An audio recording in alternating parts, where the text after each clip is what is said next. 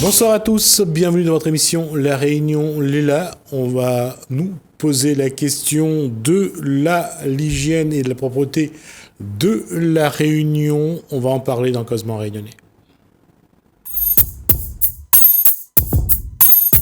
Bonsoir Alexandre Dupuis. Bonsoir Lucie. J'allais dire que c'est vous les boueurs de service. Ah là là, mais j'ai de multicasquettes en ce moment-là, c'est incroyable. Là, mais bon, il n'y a pas... voilà. Alors, il y a eu un événement avec Cycléa. Alors, on va juste rappeler, c'est quoi Cycléa ? Alors, Cycléa, c'est une entreprise de traitement des déchets. C'est un peu comme la Star là, dans le temps. Alors, c'est une entreprise qui existe depuis 2005.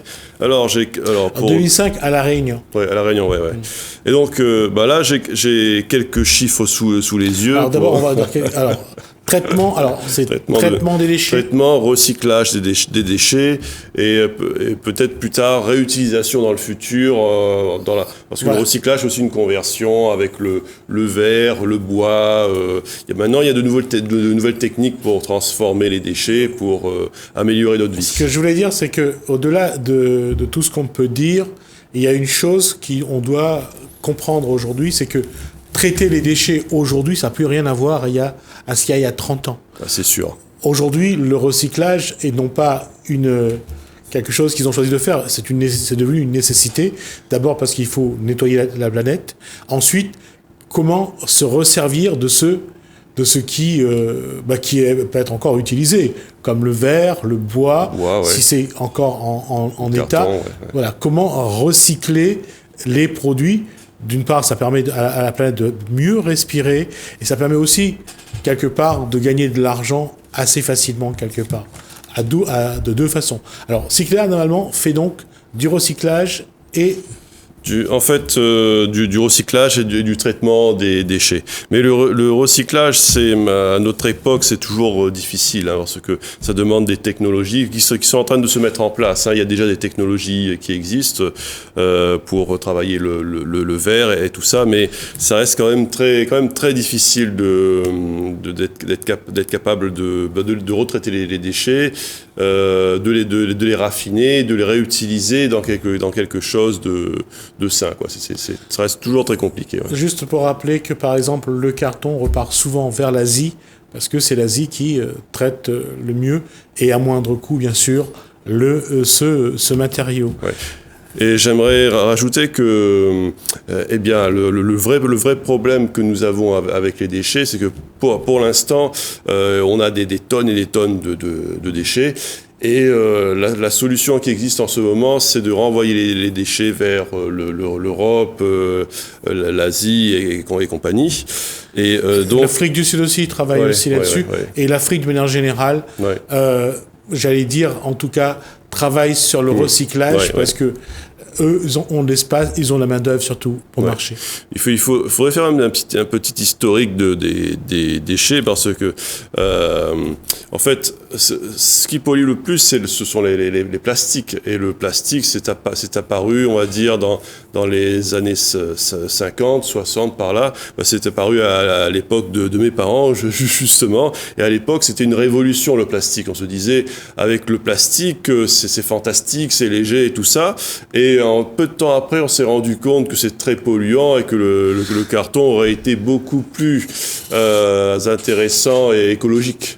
Alors, deux choses sur le plastique. Alors, le plastique est un dérivé du pétrole. C'est un dérivé du pétrole, donc on ne peut pas dire que le produit part de quelque chose de naturel, même si ce pétrole est sorti de la Terre. Après, il faut un certain nombre d'années pour que ce plastique disparaît. Il faut 50 ans, il me semble. Combien ? Je crois qu'il faut 50 ans, quelque chose d'incroyable. Non, beaucoup plus que ça. Plus que ça. Ah, beaucoup plus que ça. Ouais. Parce que, et c'est ça le problème, c'est comment éliminer le plastique. Et lorsque le pétrole, après la crise de 1973, le pétrole a augmenté, les coûts ont suivi également.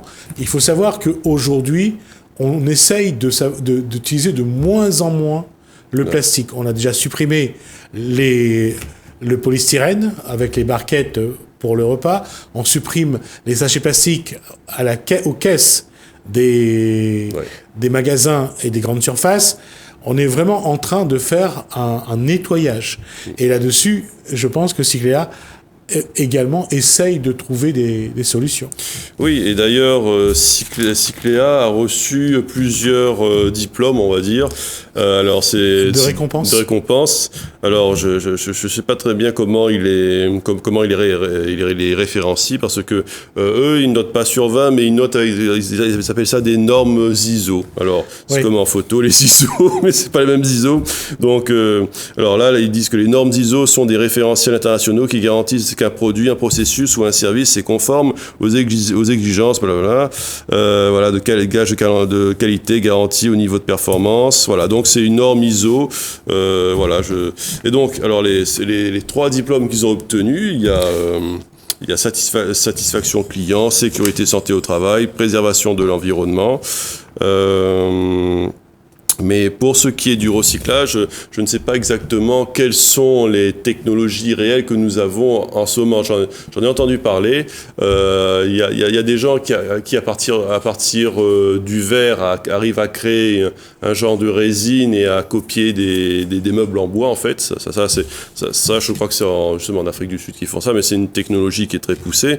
Mais pour l'instant, on est toujours au stade, on va dire, expérimental pour ce genre de technologie.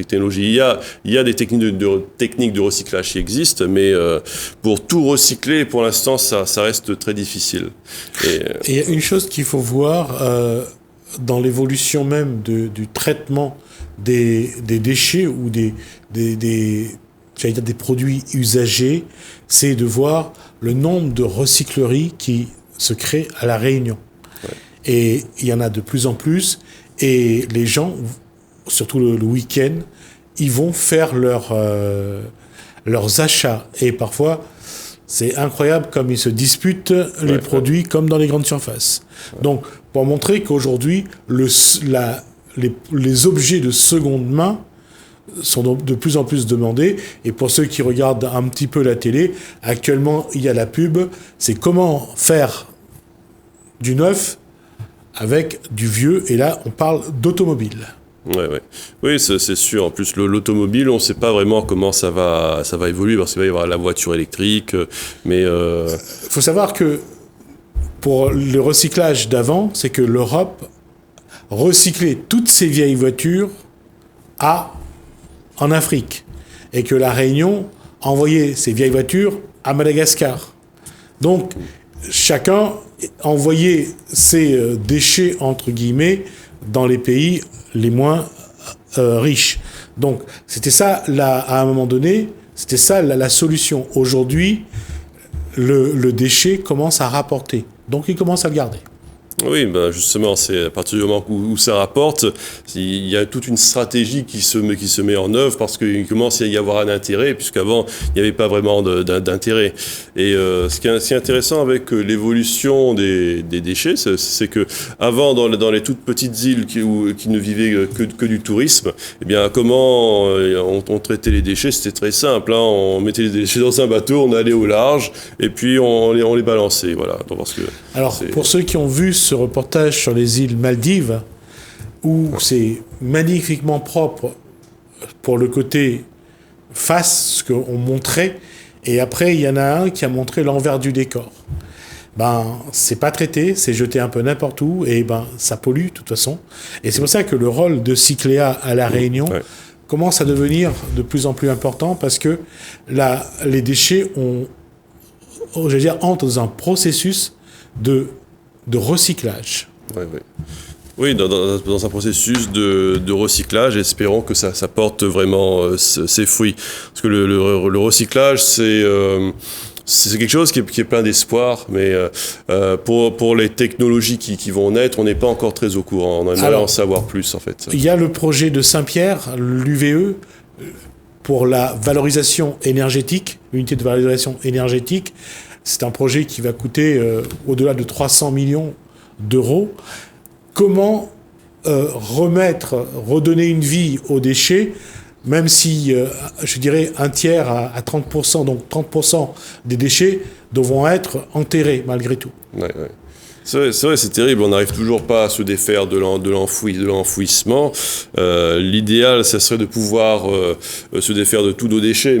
Et puis il y a aussi, on se pose la question sur notre mode de consommation, parce que dans tous les produits qu'on achète, il y a toujours un emballage qui est aussi important que le produit lui-même. Donc, est-ce qu'on ne devrait pas créer des emballages un peu plus légers, qui puissent se décomposer plus facilement, qui soient beaucoup plus proches du carton, plus utiliser du carton que du plastique, comme on l'a dit, qui est un dérivé du pétrole. Alors là, tout à l'heure, j'ai dit que les sacs en plastique étaient arrivés vers les années 60. Non, c'était vers les années 70, en fait, avec voilà. Et donc, oui, c'est problématique et on sait pas vraiment. On a toujours cette contrainte de l'enfouissement dans le sol et c'est je pense que le problème de l'enfouissement, bien sûr, c'est de protéger les nappes phréatiques. Oui. Et là, on commence à avoir des soucis à La Réunion, puisque le site d'enfouissement de Saint-Louis est déjà à saturation. Où trouver un nouveau site pour enfouir les déchets à La Réunion, ça va poser de sacrés problèmes. Ouais, peut-être qu'il faudrait les faire fondre dans le volcan, qui sait. Je plaisante. Peut-être qu'il faudrait créer un genre de lave, je sais pas. Cette question de recyclage fait qu'on n'a pas vraiment de solution. Et on voit dans les grandes surfaces aujourd'hui, on commence à vendre les produits en vrac. Certains produits sont vendus en vrac. Il y a même des magasins en vrac qui s'ouvrent. Il faut venir avec sa tente, il faut venir avec ce qu'on a besoin, un bol, quelque chose pour prendre les produits comme avant. Et ça commence à revenir un petit peu au goût du jour. Dans les grandes surfaces, ça sera difficile. Mais dans certains magasins, c'est possible. Donc c'est pour ça que quand on parle de recyclage, ça devient important. Ça veut dire que la Terre commence à avoir du mal à tout assimiler. Oui, c'est sûr. Mais il y a eu des projets, il y a eu des avancées. Par exemple, on en parlait des sacs plastiques. Dans les grandes surfaces, maintenant, je crois qu'il n'y a plus vraiment de sacs en plastique dans les grandes surfaces. C'est plutôt soit des sacs en carton, ou soit des sacs je crois que c'est en tissu, quelque chose comme ça. Et c'est déjà beaucoup. Et je crois que les sacs en plastique n'existent que dans l'ordre de 20%, mais ils ont beaucoup été diminués. Ça c'est un fait. Et bon, donc c'est une avancée. Alors, c'est ce qui amène que le rôle, et je reviens sur ce que Cycléa peut faire ou pas sur le recyclage. Vous verrez tout à l'heure donc un reportage donc d'Alexandre Dupuis sur ce qui a été présenté donc par Cycléa. Mais si vous avez l'occasion de voir comment est recycler les différentes matières, parce qu'il y a le plastique, il y a le bois, il y a le fer, tout ça aujourd'hui se recycle. Et c'est vrai que les entreprises qui sont dans le traitement des déchets et le recyclage des déchets commencent à gagner de l'argent. Oui, c'est sûr. Comme tu viens de le dire, c'est surtout le fer qui est recyclable. Mais il y a des matériaux qui sont moins recyclables que d'autres, et il y a des matériaux dont on a l'habitude de recycler. Donc voilà, on arrive à gérer certains matériaux, d'autres un petit peu moins.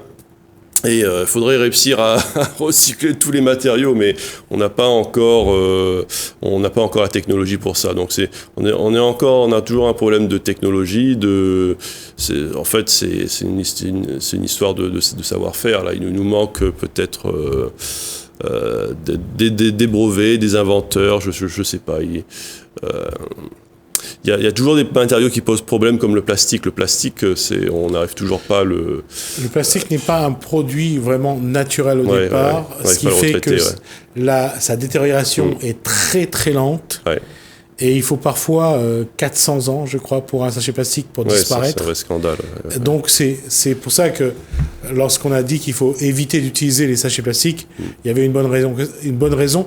Mais malgré tout, quand vous allez dans les grandes surfaces acheter un produit, vous avez parfois 2 emballages, 2 emballages plastiques qu'il faut bien sûr mettre à la poubelle.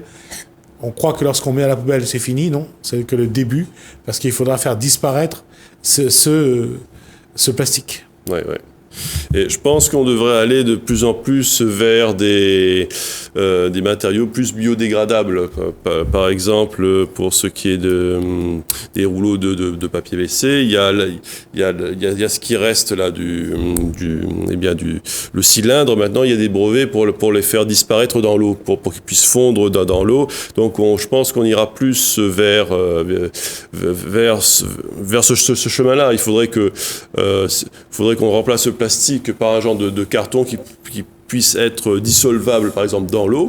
Je pense que c'est ça. Il faudrait qu'on aille vers des matériaux beaucoup plus faciles à détruire, soit plus faciles à détruire, ou soit qu'ils soient, on va dire, biodégradables. Mais on doit aller vers ce chemin-là, sinon on ne s'en sortira pas, quoi. Et l'autre élément qu'aujourd'hui sur lequel tous ceux, les politiques, également les professionnels de traitement des déchets essayent d'appuyer, c'est l'éducation. Comment apprendre aux générations qui viennent à utiliser de moins en moins de plastique, comment avoir le bon geste, comment préférer le verre aux bouteilles plastiques, les bouteilles en verre aux bouteilles plastiques, comment préférer les boîtes en carton aux sachets, les sacs en papier plutôt que les sachets en plastique. Voilà, il y a toute une éducation qu'aujourd'hui on essaye de mettre en place, mais là encore, c'est vraiment pas facile. Oui, maintenant, il y a ce qu'on appelle le tri sélectif. Maintenant, on n'a plus une seule poubelle, mais on en a deux, il me semble, deux ou trois. La grise et la jaune. La grise et la jaune, voilà. Et il y a aussi la verte pour certains. Et il y a la verte. Donc, maintenant, déjà, on essaye d'isoler les cartons du reste. Par contre, pour ce qui est des plastiques, on les met toujours dans la grise, là, dans la bleue. Donc, les plastiques sont toujours mis avec l'ensemble des déchets. Donc je pense que on devrait prendre les plastiques et les mettre de côté parce que c'est eux qui posent problème jusqu'à présent. Reste maintenant par rapport à ce que Cycléa fait, ou par rapport à ce que va faire l'UVE dans le sud, mais dans le sud, je parle ça va du port jusqu'à Saint-Philippe, ça concerne cette région-là. Et il est clair que le traitement des déchets, le recyclage, c'est pas seulement la solution. La solution doit être faite en amont. Ouais. C'est-à-dire réduire la production des déchets. Et ça, c'est pas gagné. Ouais. Alors réduire la production des déchets, ça dépend aussi des entreprises qui produisent les emballages des futurs déchets. C'est ça le problème. Il faudrait, je sais pas, créer une loi ou un moratoire pour empêcher les entreprises de créer un emballage qui va poser problème pour le futur. Il faudrait créer des normes et obliger les entreprises à se conformer à ces normes. Je pense que c'est ça. Je pense que même si les gens sont beaucoup plus conscients, ils sont beaucoup plus éduqués, et que maintenant ils font le tri sélectif comme on a dit, je pense que maintenant c'est aux entreprises de créer des emballages de produits qui ne posent plus autant de problèmes pour évacuer les déchets. Donc je pense que maintenant ça dépend des industriels. Il faudrait que les industriels prennent conscience de cela, et il faut que les gouvernements de chaque pays, à commencer par le nôtre, prennent ce problème à bras le corps. Voilà.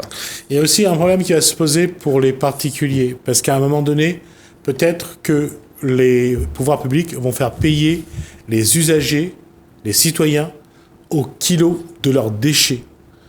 C'est quelque chose qui a déjà été évoqué. Pour l'instant, il n'y a pas eu de suite, mais à un moment, s'ils ont besoin de sous pour le traitement des déchets, ça sera dans la poche des citoyens qui iront chercher l'argent, comme ils l'ont déjà évoqué une fois. Donc, ça serait bien qu'on commence déjà à apprendre à produire le moins de déchets possible. Oui, parce que si on est concerné, justement, tout à l'heure on parlait de l'intérêt. Les gens sont motivés surtout lorsqu'il y a un intérêt. Donc, si justement les usagers, si nous sommes contraints justement par, on va dire, par un petit impôt en fonction de la consommation de nos déchets, on va être obligé de les réduire parce on n'aura pas envie de payer ce genre de taxes. Donc, ça fera une taxe en plus, mais les gens vont s'auto-censurer pour ce qui est de la production des déchets, et voilà, ils seront mus par un intérêt personnel, donc ça peut fonctionner, quoi. Mais bon, ça fera un impôt en plus, c'est ça le problème. Donc c'est pour ça que c'est dès maintenant, enfin, ça fait un moment qu'on le dit, qu'on le répète, c'est maintenant qu'il faut prendre les bonnes postures, les bonnes attitudes, à savoir produire le moins de déchets, acheter si possible sans emballage, sans conditionnement, et pour que ça nous coûte, non pas, ça coûte déjà moins à la planète, parce que c'est la planète de détruire les déchets, et ça vous coûte moins plus tard s'il faudra payer le traitement et le recyclage. Ouais. On arrive à la fin de ce sujet. En tout cas, merci Alexandre Dupuy. On va voir votre reportage juste après, donc sur ce que Cycléa a pu dire et a montré ce jour-là. Il avait fait une conférence de presse. On va donc regarder le reportage d'Alexandre Dupuy et je vous retrouve juste après.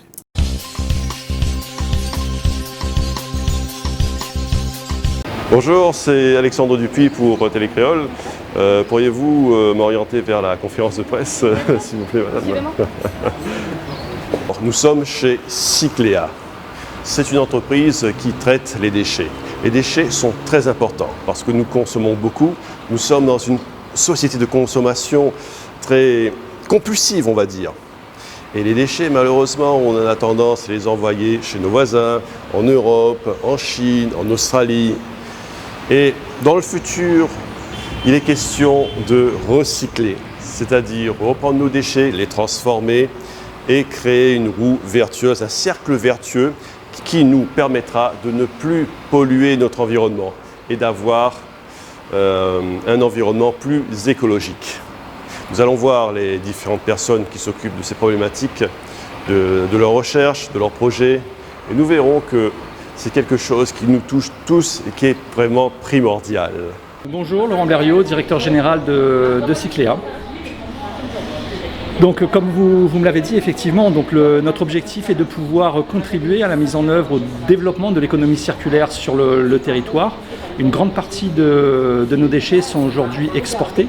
Je l'indiquais tout à l'heure que Cycléa était le deuxième exportateur après le sucre en volume.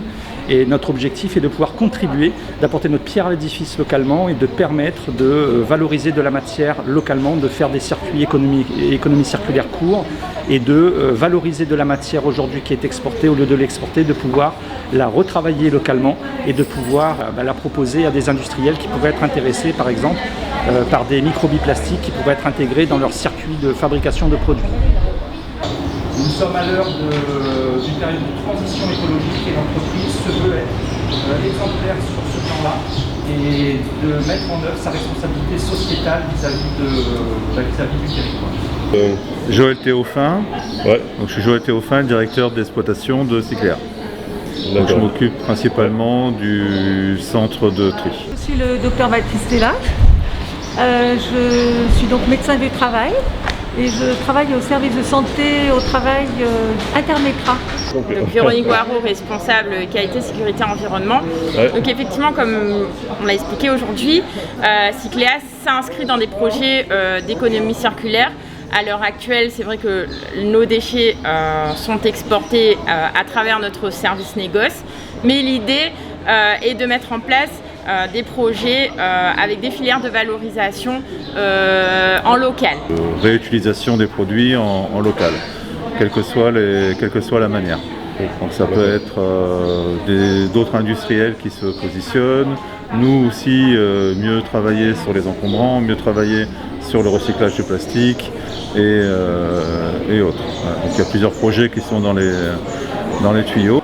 Là, il n'y a pas nécessairement de brevets. Ces technologies, il faut savoir qu'elles existent, de valorisation du plastique. Le plus connu, c'est faire des paillettes avec les plastiques, de manière à pouvoir les réutiliser après dans la fabrication aussi d'objets en plastique. De transformer le verre, de transformer le carton également, dépulpation de carton et autres. On est optimiste, je pense qu'on est au début du système, donc il y a plein de choses qu'il va falloir créer, il y a plein de choses qu'il va falloir inventer. La difficulté sur un territoire comme le nôtre, c'est que nous avons des déchets, mais nous avons des gisements qui souvent sont insuffisants pour pouvoir mettre en place des unités industrielles. Et mettre en place avec une petite difficulté sur la Réunion où il y a l'effet volume aussi. Pour faire de l'industrialisation, il faut du volume. Donc il faut qu'on arrive à être capable aussi de recentrer nos produits pour trouver une valorisation aussi avec un business plan qui soit rentable. Donc la difficulté de pouvoir trouver le juste milieu, le juste équilibre entre un outil qui pourrait être performant et de la rentabilité économique et surtout de trouver des débouchés localement. Et ça suppose effectivement qu'il y ait une volonté très forte, une volonté à la fois politique mais une volonté également économique, que des acteurs industriels décident de se mettre sur ces marchés de façon à pouvoir donner du sens à l'économie circulaire sur notre territoire. D'abord, je peux dire que j'ai déjà la fibre très écolo, donc je suis très sensible au travail que fait Cycléa et à son engagement pour l'environnement. Et je pense qu'il y a énormément à faire à La Réunion sur ce plan. Le diplôme qui nous permet d'attester que Cycléa est bien certifié ISO 9001, ISO 14001 et ISO 45001. Je suis vraiment, moi je suis vraiment, on va dire, le chef de projet sur la partie triple certification, qualité, sécurité, environnement. Nous avons mis en place un système de management intégré en continu et nous allons devoir tous les ans faire évaluer notre performance pour la finale. Je suis vraiment la personne qui pilote. Je suis l'architecte du projet avec mon comité de pilotage. C'est nous qui avons mis en place les normes ISO 9001, ISO 14001 et ISO 45001 sur le périmètre du centre de tri et l'activité négoce également. La Réunion est une île splendide et magnifique que je découvre depuis quelques années. Je suis là depuis 1 an et demi. Et en même temps, je suis un peu désespérée de voir cette quantité, comme disait Monsieur Blériot tout à l'heure, ce consumérisme à La Réunion. Cette quantité de choses qui arrivent par les containers et qui restent sur l'île et qui ont beaucoup de difficultés après à être recyclées. Avec les outils qui sont en train de se mettre en place, je pense à l'outil multifilière Reneva, nous devrions pouvoir arriver à trouver un équilibre dans la valorisation de nos matières, puisque l'enfouissement n'est plus permis à l'horizon 2023, mais de pouvoir à la fois permettre la création d'exutoires locaux, donc de pouvoir travailler, valoriser des matières nobles sur le territoire, de pouvoir exporter certaines matières qui ne pourraient pas être travaillées localement et de pouvoir fabriquer de l'énergie avec également ce type de matière. Déjà, ce que je voudrais saluer, c'est l'engagement de M. Blériot et de toute son équipe, de toute son entreprise. Moi, mon rôle aujourd'hui, c'est de m'assurer qu'on applique bien les exigences qui sont dans les différents référentiels. Donc en gros, c'est de mettre un cadre, de définir les rôles et responsabilités de chacun. Donc moi, quand j'ai rencontré M. Blériot, j'ai tout de suite vu cette personne extrêmement engagée on a tissé une relation de confiance au fil du temps. Et cette relation de confiance, elle est indispensable pour qu'en tant que médecin du travail, on puisse œuvrer dans les entreprises. Puisque notre mission première, c'est de veiller à la santé et à la sécurité, la santé mentale et physique, et à la sécurité des travailleurs tout au long de leur parcours de vie. Sur la partie santé-sécurité au travail, c'est d'évaluer les risques professionnels, de mettre en place des actions correctives pour maîtriser les risques. Et sur la partie environnementale, c'est tout ce qui est respect de la réglementation environnementale applicable. La plupart de nos matières aujourd'hui, on a réorienté nos flux dans le cadre de notre responsabilité sociétale et environnementale. Nous les avons renvoyés vers l'Europe, principalement vers la France, puisque nous avons des usines, des papeteries qui recyclent aujourd'hui le papier qui est issu de la collecte sélective de notre territoire. C'est aussi d'évaluer nos aspects environnementaux significatifs pour pouvoir derrière les maîtriser. C'est que ce système fonctionne et puis de l'améliorer en continu à travers le suivi d'indicateurs, le suivi de l'atteinte de nos objectifs. Donc Le schéma d'économie circulaire est en train de se mettre en place. Et oui, gageons que dans 10 ans, nous ayons un modèle vertueux et que nous devenions finalement un exemple pour les pays de l'océan Indien. Nous avons fait un tour de table des responsables. Et maintenant, vous avez pu vous forger une idée de ce qu'est Cycléa, du traitement des déchets, de l'avenir de nos déchets, parce que c'est quelque chose de très important, vous l'avez compris. On ne peut plus se contenter de les envoyer ailleurs. Maintenant, il faut les retraiter nous-mêmes. Et c'était une conférence de presse pleine d'espoir. Et je pense que l'avenir pour l'écologie, pour l'environnement sera très radieux. Et cela grâce à Cycléa.